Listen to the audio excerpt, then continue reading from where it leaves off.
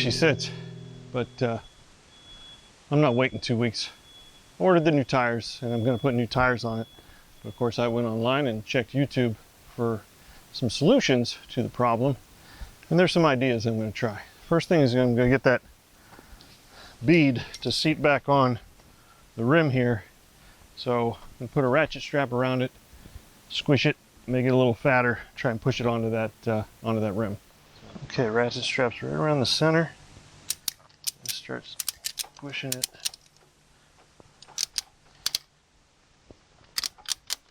In the middle. Hopefully that, yeah, it's pushing it. That's good.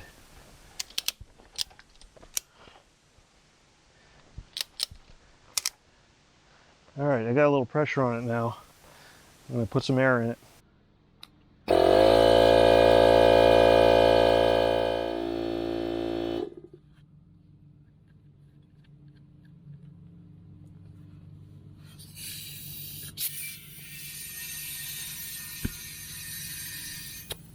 What do you know? It worked.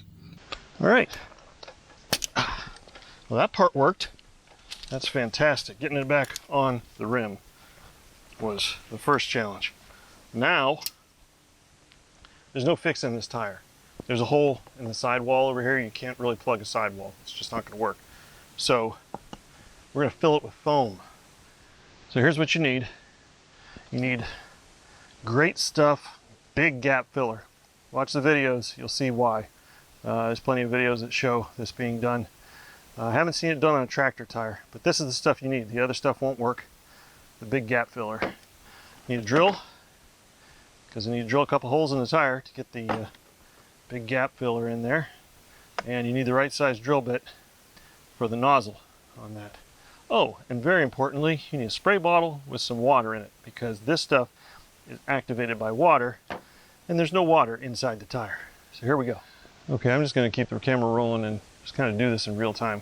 One of the things that has changed is they probably did this for some kind of safety thing. I don't know. It's got this on and off crap on the end of this tube. So I am just going to cut that off right about there. Good enough. All right, now the drill bit that's just big enough for that, which I have already selected. I am going to go right in between the tread, right in the center.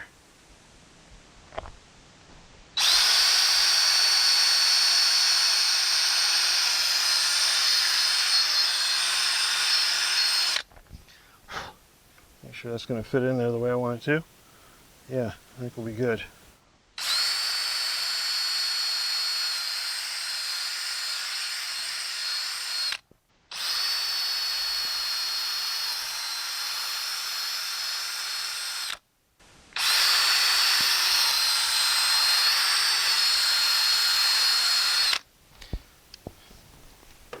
Okay, so I decided to do 4 holes. 1, 2, 3, 4, equidistant apart, so I can make sure I get this filled completely. When I stick that nozzle in there, fill the entire tire. So this Great Stuff is activated by water, so you want to get some moisture in there. So just take any spray bottle, get it in those holes, and put it to stream and spray it generously in these holes. Okay, now there's some water in there, and that will activate the Great Stuff. Okay, so now you need to shake this for a minute. Right? Right. All right, so starting to shake it. Okay, brought you in a bit closer here so you can see what I'm doing. You want to hold this upside down, stick it in each hole. It's 1.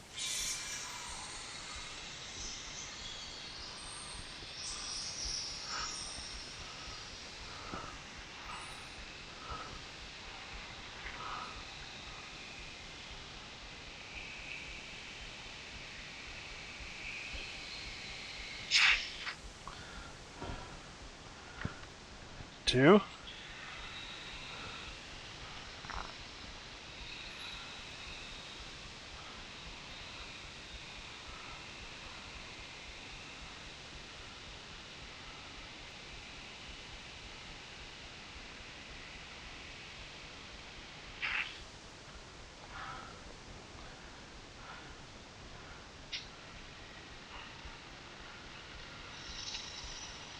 You can see it coming out the other hole over there. Huh. Must be getting kind of full then, hopefully.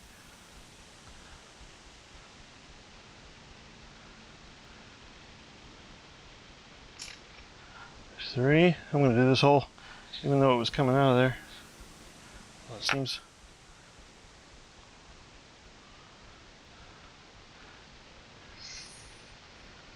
There we go. It's going. I'm just going to put the rest of it in this one. Okay, well that's an entire can of great stuff, big gap filler in this tire. Now we have to wait 24 hours for it to expand fully, at least 24 hours. I don't have a lot of confidence in this actually.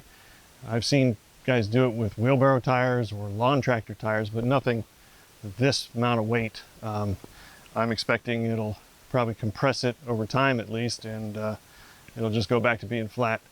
But all I can really hope is to be able to get it back to the garage so I can store it in the garage until the new tires come. Anyway, I'll be extremely impressed if I can use this tractor and put a load in the bucket with what's in that tire right now. We'll see. So 24 hours and check back and see what it looks like. All right, well it is Sunday morning. It's been about 36 hours that the tractor's been sitting with the tire setting up. That stuff is supposed to take 12 to 24 hours to cure, so it's had plenty of time. We're gonna get her down off the jacks. We're gonna see what happens. Looks to me like that stuff has had plenty of time to harden.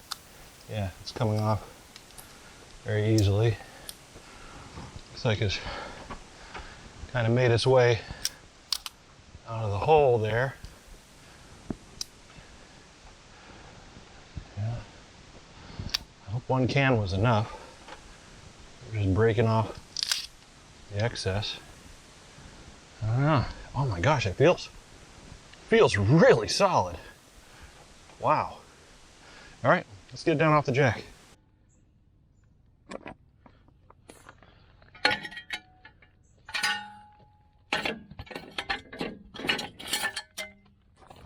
Giving you a good look at the sidewall there.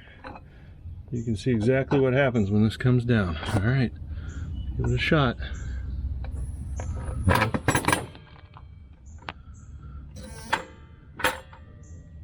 Wow.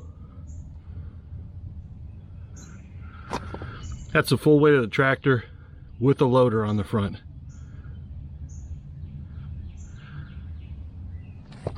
I'm impressed.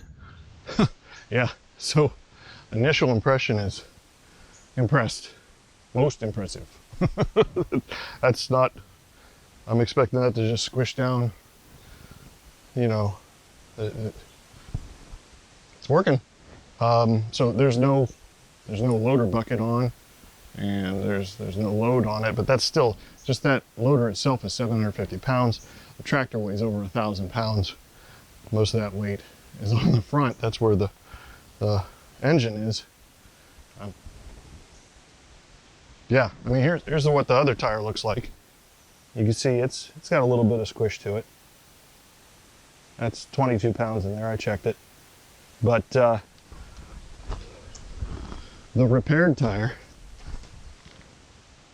is just about the same. A little more squish in it than the other. Anyway, I can't believe it's not just squishing down to nothing. Anyway, let's get her in the garage.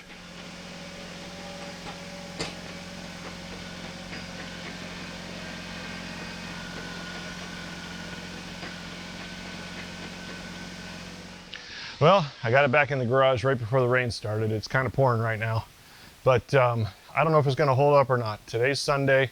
We'll let it sit overnight, and you'll just have to check back in the next video. I'll try and post this one today if I can, and then on Friday you'll see if Sam's doing stuff with his tractor or just doing stuff with his hands.